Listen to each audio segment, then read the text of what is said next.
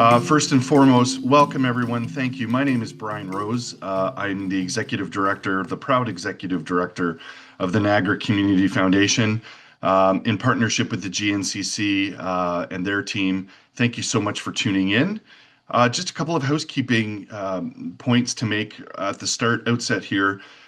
This session is being recorded and it will be made available afterwards to those that have registered. If you have questions, please submit those into the chat section at the bottom. We should all be pretty used to that by now. My wonderful colleague Suzanne Veenstra is monitoring that. And if the question is really, really salient and relevant for that second, she'll jump in. If not, she'll also be keeping track of that for the end of the towards the end of the session. Speaking of which, we hope to kind of cover 45 minutes of the presentation and the conversation with our panelists, and then leaving about 15 minutes at the end of the Q&A. As you've seen, I just want to highlight our land acknowledgement and point out and express gratitude to our wonderful partners in the community with the Indigenous community. So our land acknowledgement was part of the opening slides. And our three amazing, I just want to mention our three amazing panelists. The three of them are professionals in their specific industry. I just want to note, though, they're not your professionals. So any information shared here today is general in nature. We strenuously recommend that you seek further advice with your own allied professional, whether it be your lawyer, your accountant, or your wealth manager, portfolio manager, as they will be able to go through the specifics of your own situation. And yes, the lawyer of the group did make me say that. And so just to get going, May is Leave a Legacy Month. Legacy giving, estate planning can sometimes feel like an afterthought or even unattainable for some people. So today we have three superhero panelists who have graciously offered to share their insights and experiences. So just to introduce our three panelists, just going alphabetical, Natasha DiCienzo, Wealth Advisor and Portfolio Manager with Scotia McLeod. Natasha has applied her many years of experience in financial planning and investment management to continuously identify opportunities to build, preserve, and enhance the wealth of her clients, their families, and their businesses. She holds the highly respected portfolio manager, chartered financial analyst, and certified financial planner designations. Natasha grew up in Niagara Falls and is a proud graduate of the Ivy School of Business at Western University. In the community, Natasha serves as a commissioner and the chair of the Finance and Audit Committee for the Niagara Parks Niagara Parks Commission, and she also volunteers her time on the board of the Niagara Community Foundation. So thrilled to have Natasha there with us. Mike Mann, partner at Lancaster, Chown and Welch. Mike has been practicing law in St. Catharines since 1995. He is a partner and a member of the corporate commercial team at Lancaster, Chown and Welch. In this capacity, he provides and assists in the incorporation of organizations of commercial businesses. He also handles residential and commercial real estate, including preparation of deeds and mortgages. And especially relevant today, he has tremendous experience and expertise in estate administration and estate planning, including the drafting of wills and powers of attorney. Mike is involved in countless local organizations, including, but not limited to, serving on the board of Niagara College and, of course, the Niagara Community Foundation, where he is our past board chair. And finally, last but certainly not least, Ruth Todd, partner and national leader, KPMG Private Enterprise with KPMG Canada. Ruth leads the national KPMG private enterprise practice with over 35 years of experience, specializing in private enterprise market, serving both private held businesses and public sector clients. Her focus is with private companies and also nonprofit organization. Ruth is deeply committed to the Niagara community. Recently, she was honored with the Community Leadership Award from the GNCC for her remarkable dedication. And like Mike, Ruth has been on countless boards here in the Niagara region, including Community Care St. Catharines Thorold, Ridley College, and the Niagara Community Foundation. So welcome to our panelists. Thrilled to have all of you with us. Good morning. Okay, Good morning. we're going to jump right into this because we got a lot to cover. So Mike, first question to you. As we would imagine, a lot of the conversation about legacy giving would start with the person crafting a will. So, Mike, how do you navigate or even instigate the conversation of legacy planning with your clients? And also, do they raise it with you, or is this something that you mention to them? Good question, Brian. So, as with, I'm sure any lawyer, we have an intake procedure process. I'm sure they're unique to each lawyer in terms of when they're initially meeting with their clients and taking instructions. But part of that process is, of course, finding out where they want their assets that they've accumulated over their lifetime to be distributed. And so, of course, in most cases, that's going to revolve a lot around family members and friends and so forth. But charities and charitable contributions certainly come into that discussion. Sometimes I prompt that to answer your question. Sometimes that comes directly from the clients. If the client does not mention it to me, it's always been my practice to ask that specific question, whether there are any charitable contributions that they would like to recognize in their will. And then, as I'm sure we'll get into a little bit later, there's lots of different options of how that can be done. Great. Thanks, Mike. Natasha, how about you in the work with your clients? Same sort of question. Yeah, so often, again, with our clients, it's usually not until we start our, in-depth financial planning process that it comes up the opportunity to gift to charity or those more in-depth discussions about gifting to charity. Although some of our clients, every year they gift to a charity and we help them to do that through gifts through their portfolio, things like that, where it might come up. But often the really big, impactful gifts can come up through the financial planning process.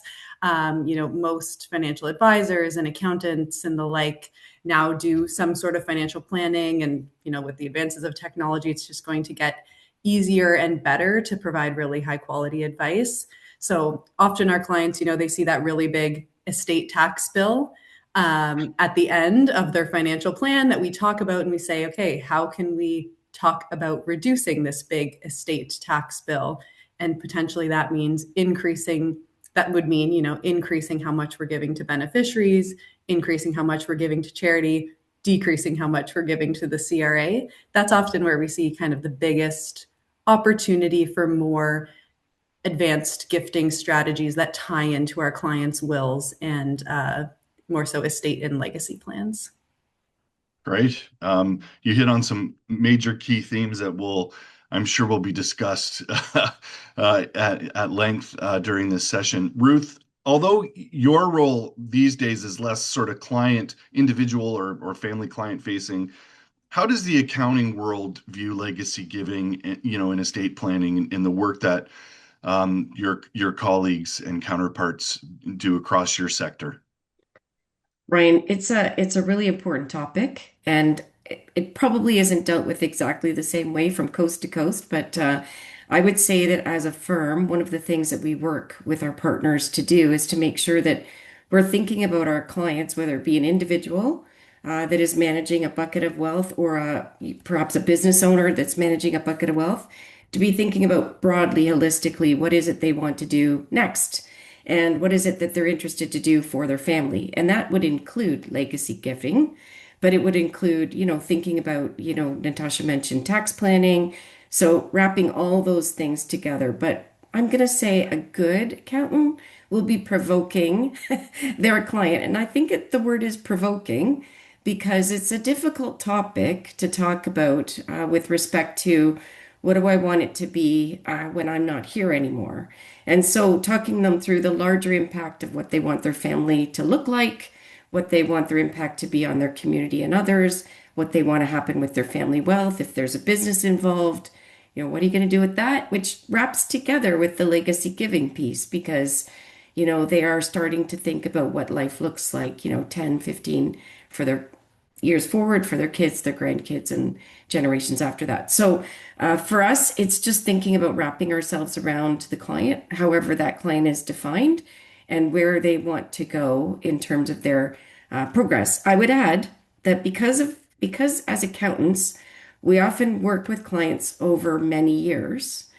The requirement to revisit the conversation is super important because things change, structures change, tax laws change, rules change around giving, right? Even their passion projects will change. And so making sure that we're coming back to the table and asking them to validate again what we talked about before, and I'm sure Mike would say the same thing around the wills updating, that it's super important to not be shy asking them to confirm that what we believe is true is still true because things do change in families. So that's how we try to work with our families and our business owners as they work through legacy giving.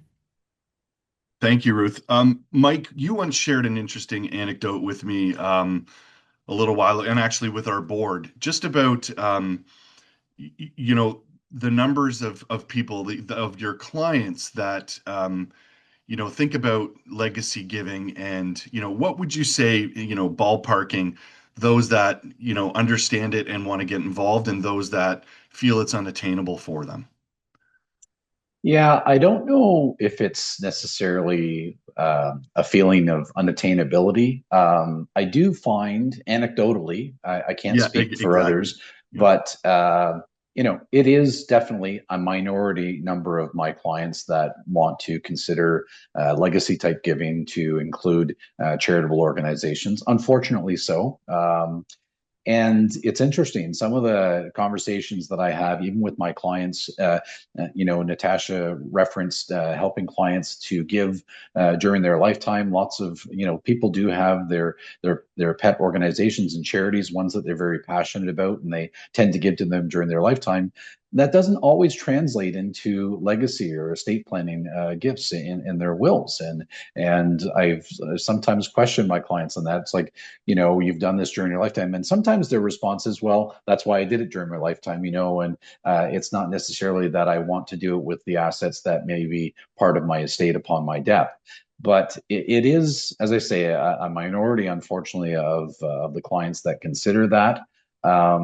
I think that many clients don't necessarily have the know-how and the advisors necessarily that they've sought out to understand the impact that they can have in their legacy giving, or to know what the tax breaks are that go along with that. I'm sure that I know for a fact that a number of people don't even realize that they can have an impact and on an organization and also save taxes in doing so. I mean, everybody kind of understands that if they make a charitable donation, then they get a tax break. But I don't think that that's translated as well for the general population when it comes to legacy giving.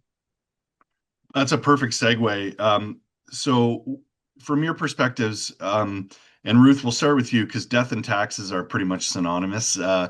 So, why is legacy giving as part of estate planning important? And Mike just referenced it. There are significant tax benefits. So, could you put a little more meat on the bone for that? And again, we're not talking specifics here, right? Everybody's situation is much different, but could you speak to that for For us? sure, for sure. And I guess maybe, Brian, one thing I would say out of the gate is that I'm finding more and more individuals, even without a business owner involved, their personal wealth situation is getting more and more complex, I'm finding over time. And so spending time to think through the tax implications of that and how that will look upon death is super important. If there's a business owner involved, it's even more critical. Natasha mentioned the tax bill at the end, and certainly we know that there's lots of ways, if there's a business owner or some kind of structure involved, even insurance involved, we can find that if it's not set up appropriately, and again, needs to be checked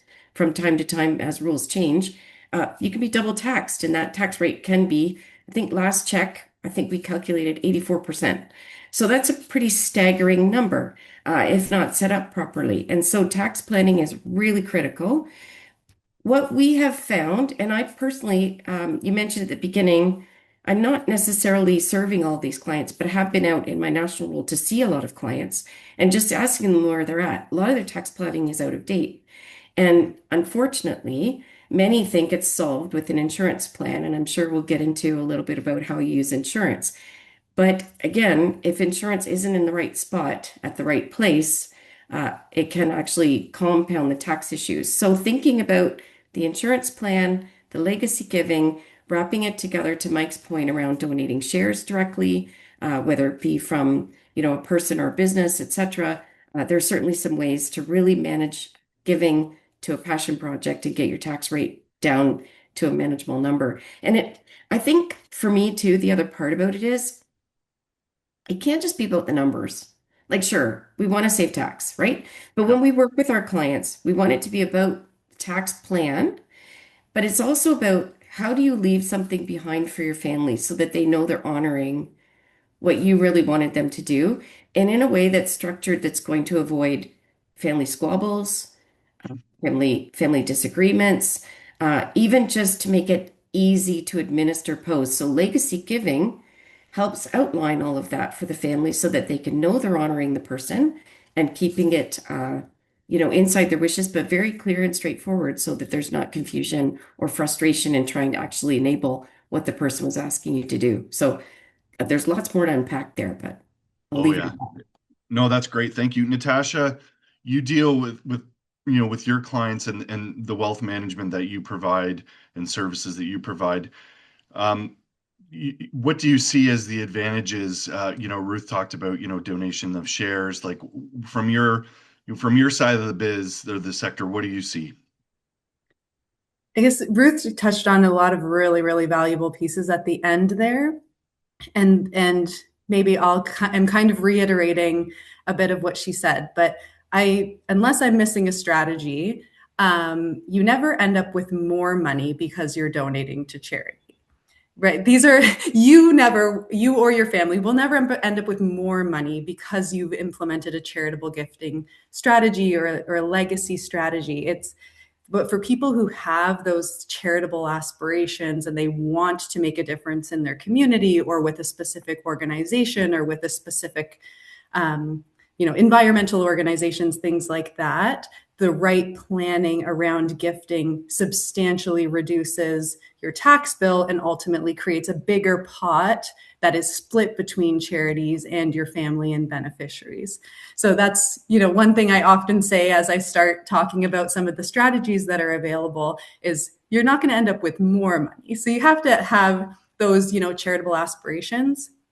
And then two, I love how Ruth got into the family side and there being no surprises. I personally think that legacy giving is such a nice segue with your family to talk about wealth and to get the next generation involved in a really meaningful way that isn't um, similar to like a family business. There's a lot of emotion tied to it that's not just numbers. So it's a really special way to get, family involved, even family involved that's not involved in family business or, family that's not maybe numbers minded.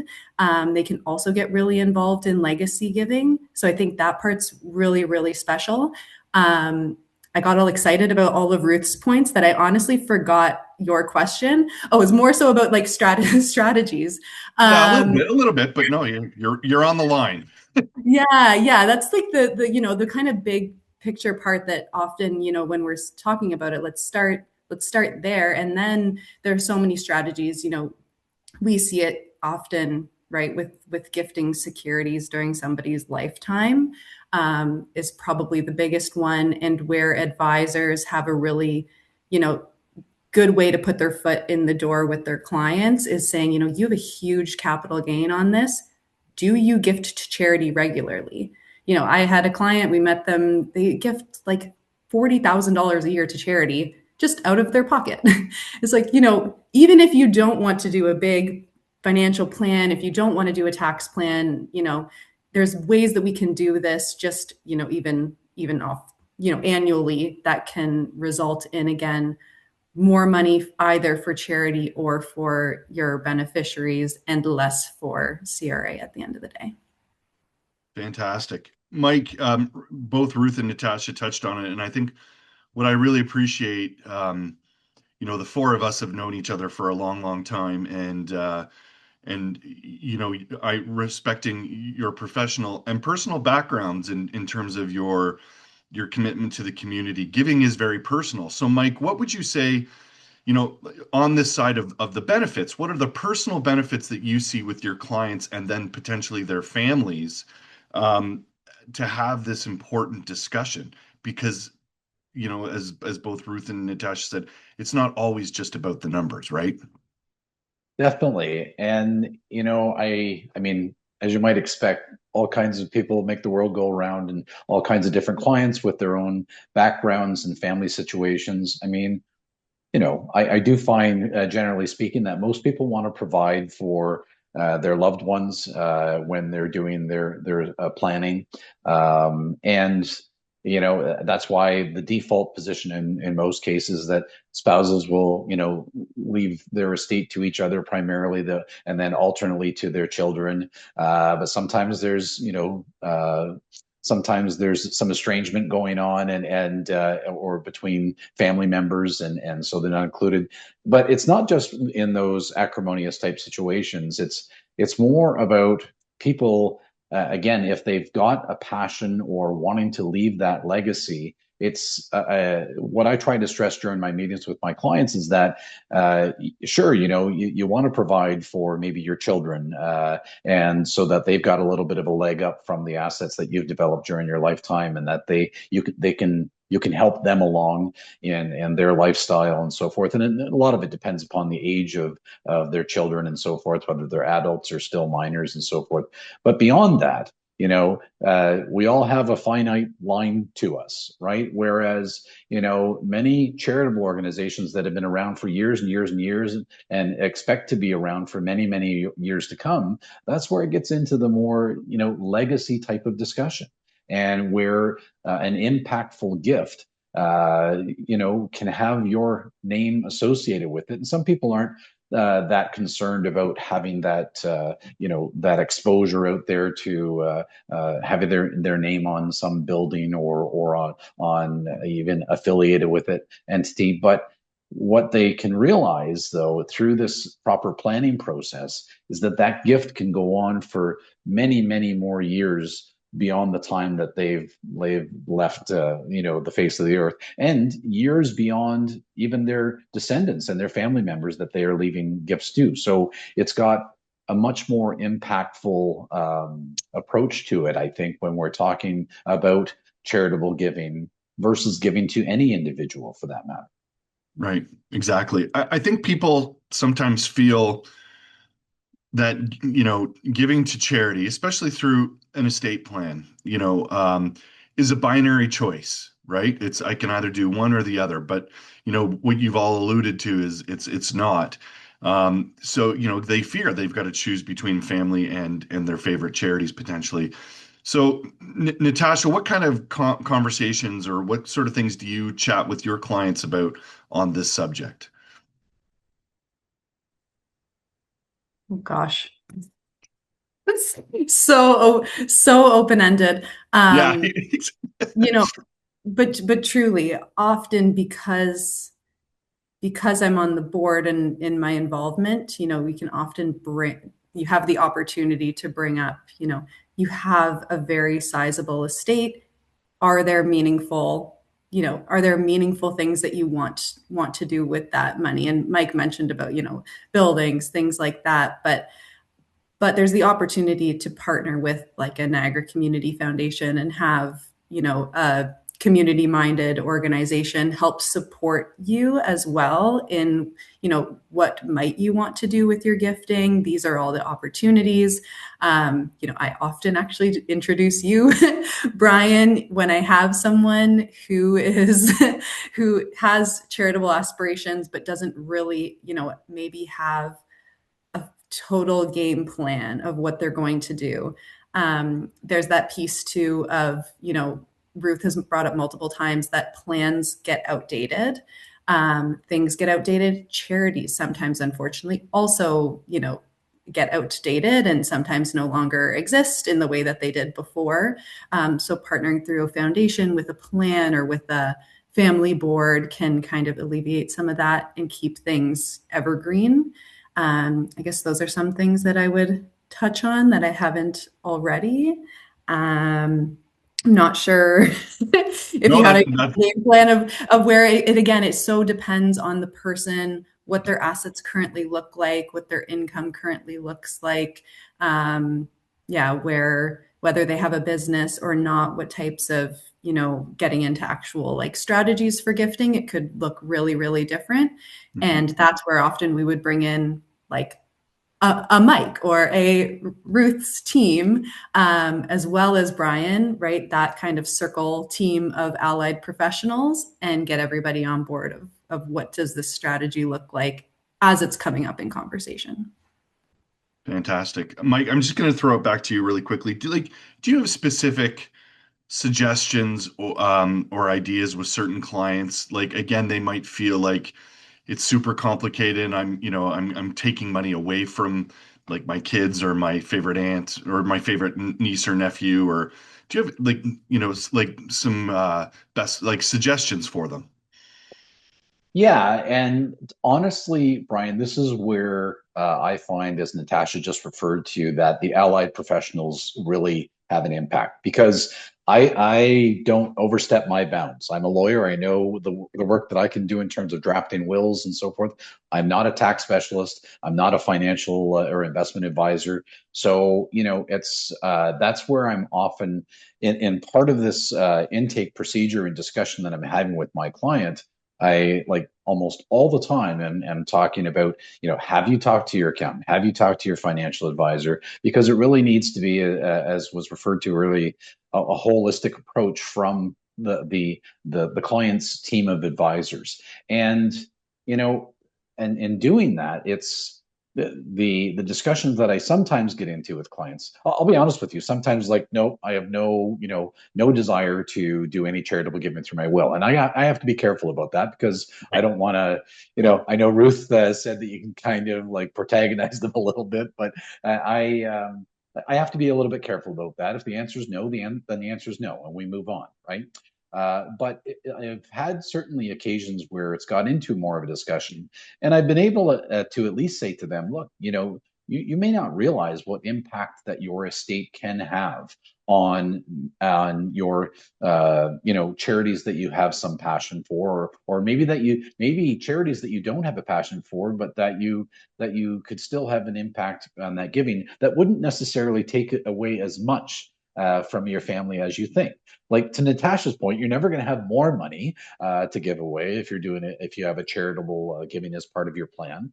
But there can still be almost a have your cake and eat it too type of situation if it's done properly. And so that's the type of discussion that I will get into with my clients a little bit. Often that discussion then leads to, okay, go speak with your financial advisor, go speak with your accountant, and then let's circle back together to figure out how best to accomplish this. Thanks, Mike. I've heard some strategies from some lawyers that have had conversations with their clients about potentially, treating your charity like whether it's a specific charity or someone like a community foundation where you have a fund, treat them almost like they're one of your kids, right? So if you have three kids and make the charity of your choice one of your kids, right? So you divide your estate into quarters, right? So your kids each get a quarter, and then the charity of your charity of choice, or gets a quarter. So that could be a potential strategy, right? So, and again, more specific and just as an example, Ruth, again, big conversation on this one. Anything to add, on this particular one? If I could, yeah, I think, Mike, sorry, I don't want to imply that I'm um, bullying. No, you're But I do think in fairness, what I meant by provoke is some have never really given it much thought. And so just encouraging them to give pause to it. And then Brian, that conversation you just said about thinking about a charity as another child, depending on where the children are at, I've actually talked to a number of, I'm going to say, parents who have, young adults, and they're looking at what their young adults are very invested in. And they're also looking at what's happening in their communities. And they're thinking about, my child is really interested in this that's also happening in my community. There is a way to actually put them together in a passion project that actually enables the child to do something that has incredible outcomes. So that's what I mean. It might not be my project, might not be my thing, but I see that in my daughter who has a passion for a number of different things that probably aren't in my bucket. But as a person who's thinking about what to do with legacy, which I guess the only thing I would add on is, and this is maybe shameless promotion, but um, Natasha made the comment about a lot of folks don't know exactly where to start or where to get going. And community foundations have proven, for me, working with the Niagara Community Foundation, but before that, the Hamilton Community Foundation, as actually having an incredible connection to what's going on in the community and who's looking for connections to donors to make impact. And so that ability to leverage the knowledge of a community foundation to help in the planning and even thinking about, like to Natasha's point, communities change, needs change, people's passions change. And so that ability to leverage the flexibility of a community foundation is just an incredible tool that you consistently point people to, because I just think that it is fluid, but it also enables an incredible vehicle to support all of those things. So, and in particular, you can get your children involved, being the jury with a donor advised fund with a community foundation. And back to Mike's point, connecting the children to the gift, and it wraps the family together in a pretty interesting way. It's very purposeful. I understand Brian. this next generation's all about purpose, Brian. Yes, absolutely. Mike, you want to? Yeah, I wanted to build on Ruth's point because I think it's an excellent one. I see the legacy giving as also, the role of a parent or a grandparent or a family member being a role model for that, right? It's that should happen. Hopefully, it happens during the person's lifetime, and their children and grandchildren are seeing this philanthropic attitude that their family members have. But to see that recognized as part of the will and the estate planning and legacy planning is equally important, if not more so. I mean, it's often that we see obituaries that have requested donations to charitable organizations, right? But it doesn't just have to happen there, right? Like it can be expanded much more so beyond that and be a very good reflection of that person's passions for their family members and especially the younger generation that's coming along. Thank you. I would also, we in the philanthropic fundraising world, especially on the leadership side, we often talk about the three, I call them the three T's, uh, time, talent, and treasure, right? So the example that you leave to the next generation of supporting the community and whatever your favorite cause is, there's really no wrong answer, right? And I would also be remiss to say that to not mention that Natasha actually is the first generation 2.0 with the Community Foundation because her dad, Dino, was on the foundation board and a staunch and longtime serving member of our finance committee, which Ruth chaired. So, it was her parents' example and the values that they espouse in the community that, Natasha has, wow, not only picked up on, but is, running with as well. So just great examples of how, again, you've all said it, it's beyond just the financial numbers. It's the community, it's the passion. So, which is great.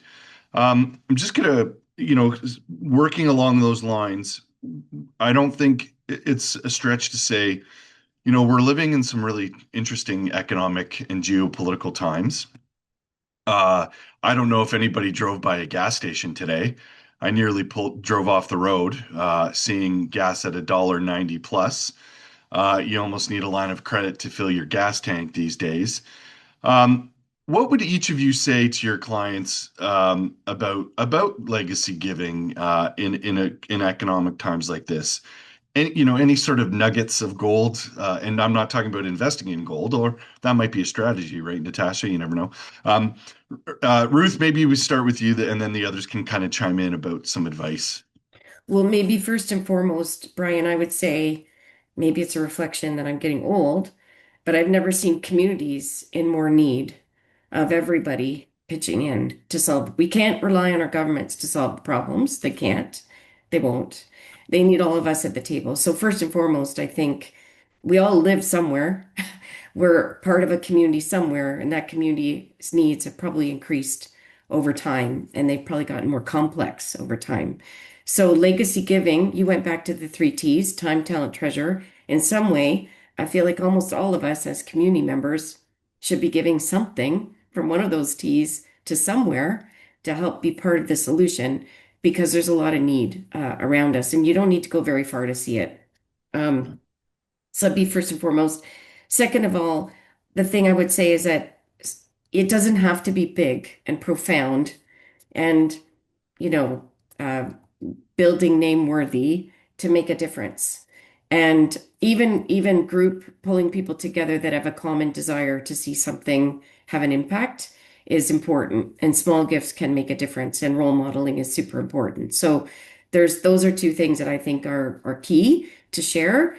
But more than ever, I think we need to just be encouraging folks to find their place in how they can contribute, even in small ways. And that will likely grow over time as they get engaged and they see the difference it makes. And that again will be impactful for everybody. Natasha, thanks, Ruth. Natasha, what about you? Oh, Ruth, that was so beautiful. I loved that. Um, yeah, yesterday I met with a client and he just felt really sad about the state of the world. And truly, I hope that, a lot of my clients can honestly like meet with you, Brian, or sit in on one of the Niagara Community Foundation board meetings and hear about all the work that goes on in some of these volunteer organizations, some of the ideas that come out of Niagara Community Foundation with like really cool things that we want to do in affordable housing, things like that. It really honestly kind of gives like a glimmer of hope if you're feeling really, down about, how much is going on geopolitically and how people feel like they're really, us versus them, that can feel like that in the world right now. And it does not feel like that when you get really passionate about a project that you feel is worth pouring that time, talent, treasure into. I love that. It's actually, I think, actually a really, really great time to look at it. And, financial markets are as strong as they have ever been. So if you have that, treasure, if you're so fortunate to be able to do something, and you feel like the world needs a little bit of help, I think it's an incredible time to look at that and say, I don't know how to get involved, but I want to talk to my advisor about it. I want to talk to Niagara Community Foundation about it. Thank you, Natasha. Mike, anything to add to that? I echo the comments of my co-panelists here. I guess the other thing, I mean, we've all seen and know that image of throwing the pebble in the pond and the ripple effect that that can have, right? Or the story about the starfish on the beach and, throws one starfish back into the ocean and there's hundreds or thousands of others that are still drying up and dying on the beach, but it made a difference to that one starfish that you picked up. So I think it's trite to say it in a way, but everyone, regardless of their financial position, should be and can be encouraged to give at whatever level that they can give. Right? It's referred to in some faith contexts as sacrificial giving, right? And so it's something that we can all do. And I think people just need to be reminded that even small gifts make a difference.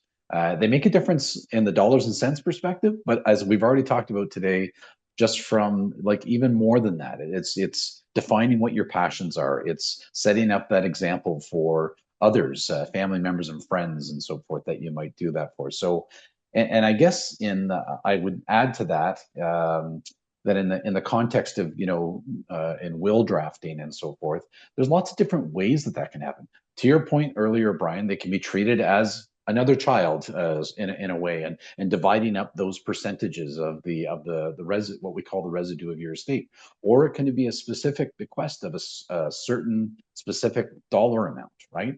Or it can be bequest of an investment account or a specific piece of property. So there's lots of different ways through the legal side of things that those plans can be put into place.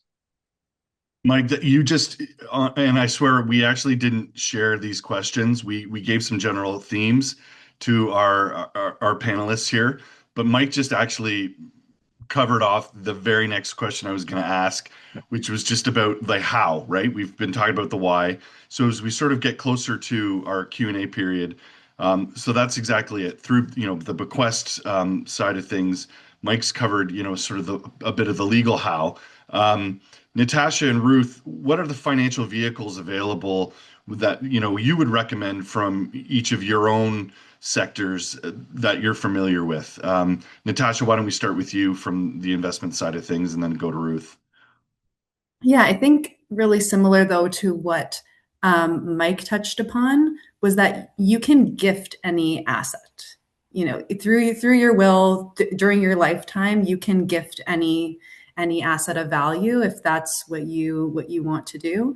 There are tax advantages that are where it is more advantage to gift things like securities sitting at a large capital gain or life insurance or more marketable, easily valued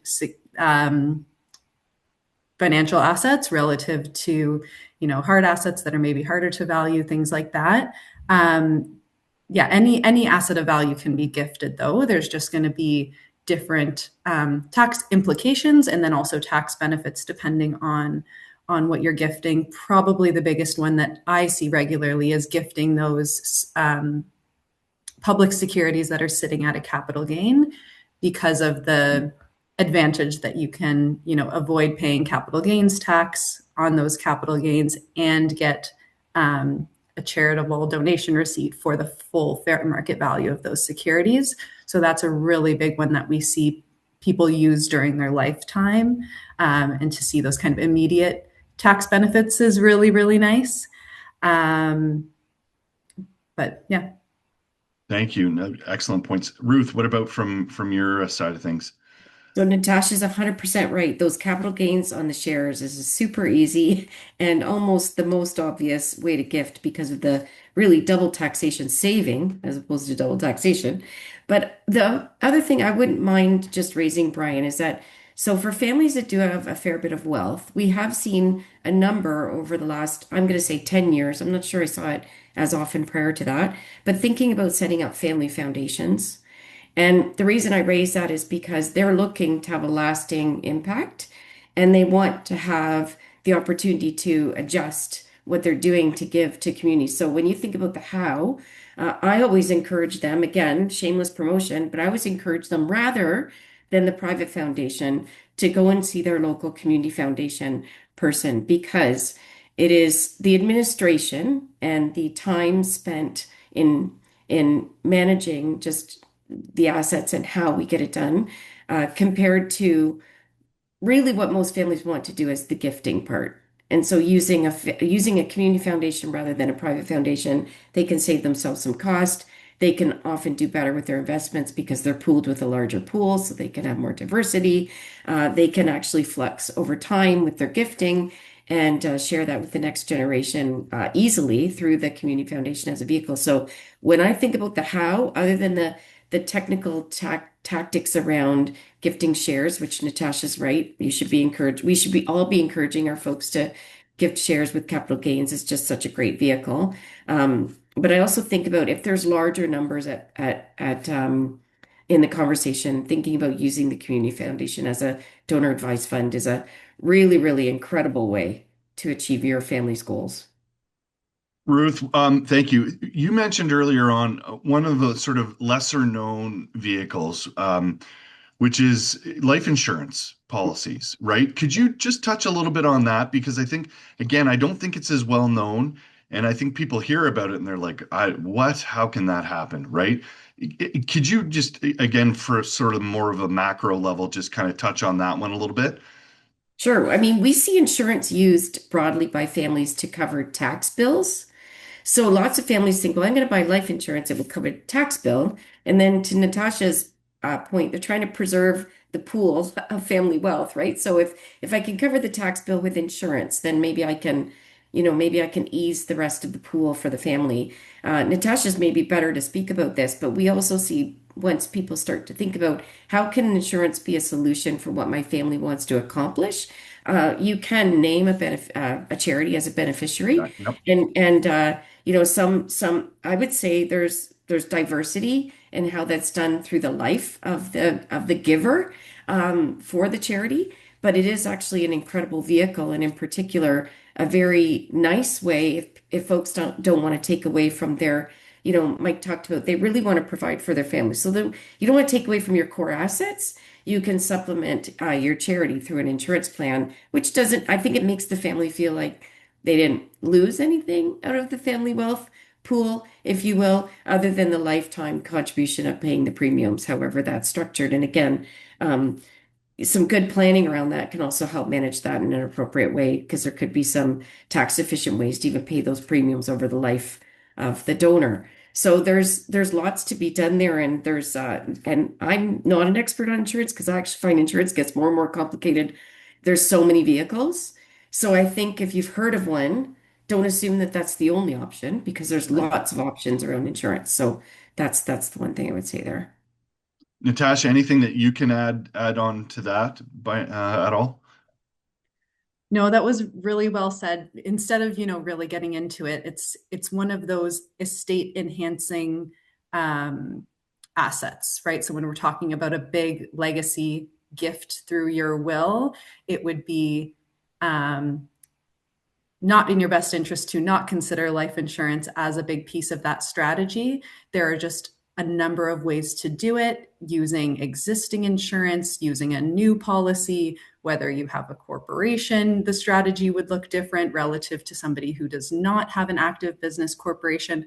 So it's really hard to get into it, but it would be to your disadvantage to not consider using insurance as a part of your estate strategy when you have those really big charitable gifting aspirations, those really big tax planning aspirations, as well as that those family gifting aspirations as well, and business preservation and family asset preservation goals as well.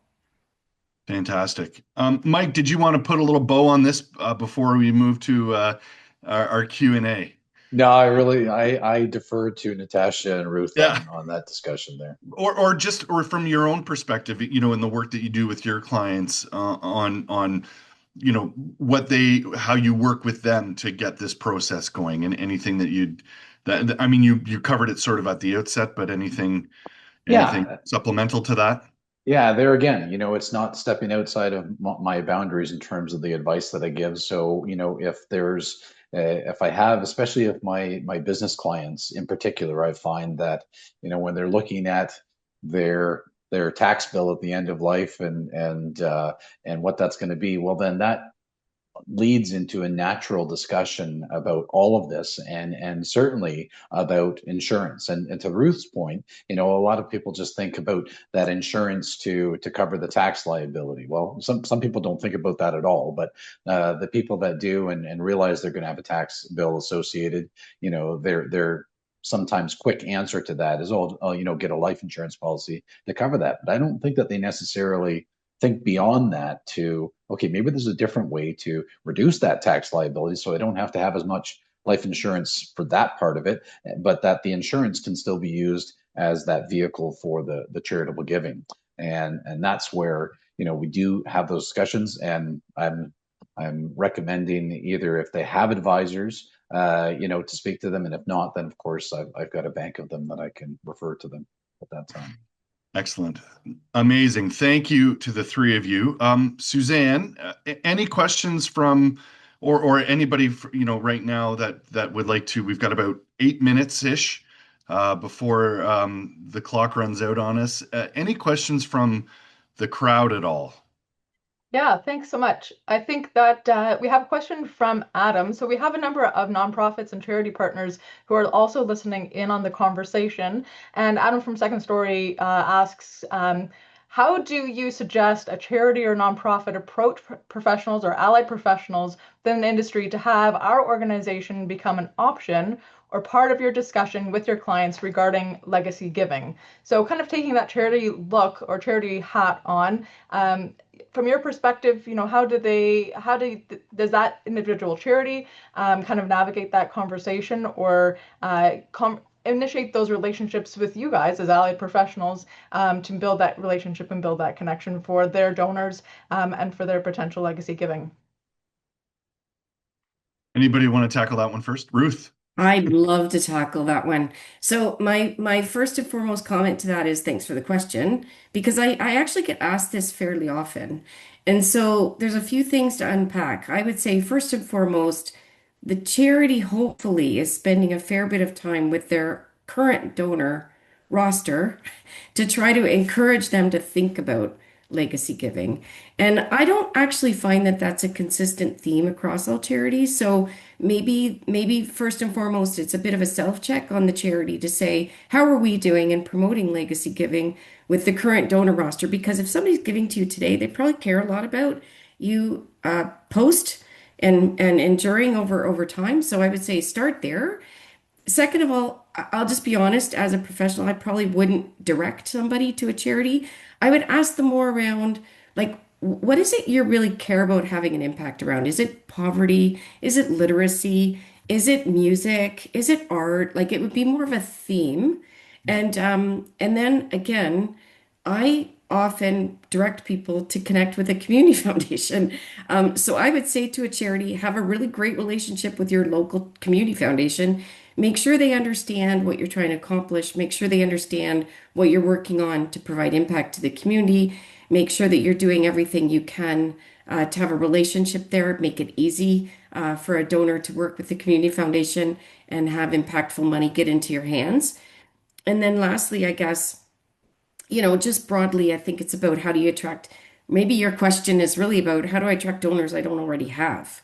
And so that's maybe a different conversation.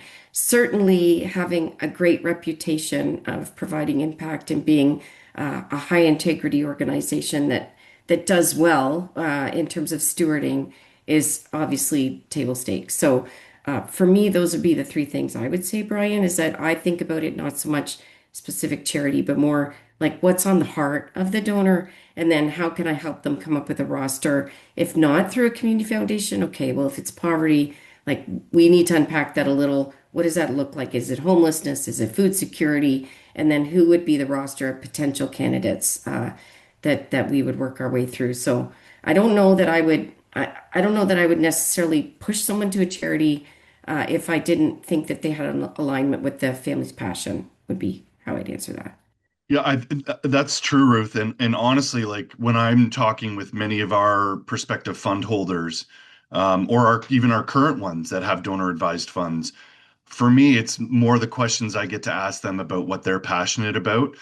So what sector is it within the charitable world? Is it like what are they, is it animal welfare? Is it food security? Is it homelessness? Whatever it is, and then I can kind of help them direct, right? And sort of go from macro to micro. So those are the great conversations I get to have as well, which is a luxury for sure. Natasha, what about you? In answering Adam's question from Second Story, any thoughts on how charities can engage with you and in the investment world? Yeah, similar to Ruth, it's hard for me to say that I would ever promote any specific charity. It's more so I again would push to like you, Brian, as being an expert, or Joanne on your team, people who really have their ear to the ground in terms of what charities are making some really meaningful impact right now. Yeah, just kind of beyond, I guess, the scope of typically the advice that we would give. Okay. So I'm not sure how else to answer that. That's very fair. Absolutely, that's very fair. Mike, anything to add from your perspective on this one? The only thing I would say is that, I hope that most advisors are open to learning more about the various organizations, and that could be available. I'm in the same boat as Ruth and Natasha in really being restricted, quite frankly. It's not even so much a desire, but it's not really appropriate for me to say, oh yeah, you should donate your money to the community foundation or to another charity that I particularly have a passion or a connection with, as the case may be. But still, having that broader knowledge base about the other charities that are out there and what they can offer, just in case the conversation does come up from a client that says, hey, I'd like to give to this. Well, I happen to know about this charity, for me, having that background knowledge, whether it's some correspondence that's sent my way that I can tuck in my file and have it available. It can be face-to-face meetings. I know we're all very busy, but we can certainly learn about it that way. But that part I'm certainly open to. But I think each of us is saying that we kind of have to take the lead from our clients when they're about the particular charity or charities that they're thinking about. Brian, though, before we sign off, can I be so Yeah. bold as to say that I do think a lot of charities that I've been involved with don't really have a comfortable way of approaching legacy giving with their donors. And is that something the actually don't know, I think you do, but that the community foundation could help them with, because in terms of how do I go about it? How do I get the conversation going? How do I engage my donors in that conversation to be better? Because I do think if charities were better at it, it would also mean that the donors would be more educated on the opportunity to legacy give to that particular charity. So curious if you have any advice for the charities themselves.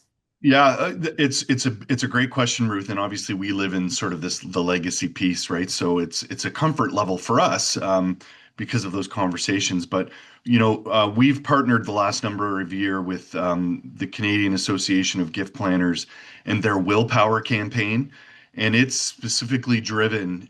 It's a full advertising strategy, piece on engaging donors and also with allied professionals about the Leave a Legacy piece, right? So Willpower has actually provided some great marketing materials that are very clever and easy for charities to use. They've got a great campaign. So we've been partnered with them right from the beginning of Willpower, but charities can look at CAGP's Willpower campaign as an option. There is a small, sort of fee to be part of it. Um, but ultimately, you've got to invest as a charity. You've got to invest a little bit of money to get that collateral. And I know my colleague Suzanne, who's our marketing and comms coordinator, we both really value the Willpower stuff. It's a great suite of marketing. So, worth looking into. And they're not the only one, but those are the ones that we've partnered and relied on. But again, people can reach out to the Community Foundation and ask, for some advice and questions. So, we are at noon hour. It's high noon. Thank you very much. Just to wrap up here, some quick thank yous to the Greater Niagara Chamber of Commerce. Thank you for renting us or using us, your platform. Thank you to Brad Demers from GNCC, who gave his time and talent to engineer this for us. To my colleague Suzanne for her work in putting this together. Our superstar panelists, Natasha, Mike, Ruth, thank you so much for your expertise and your insights. This hour has flown by, and this is a huge topic. And thank you to everybody that tuned in today. As mentioned, the session was recorded, so we'll be sharing this and making it available. Finally, thank you to our charity partners in the community. We're so lucky here in Niagara. There are wonderful organizations doing great work in Niagara. Thank you so much, to you for the work that you do and for your partnership. On behalf of the board of the Niagara Community Foundation, thank you all for participating and hope everybody enjoys the rest of your day and week ahead. Take care. Thanks, everyone. Thank you, Brian. Bye now. Thanks, Brian.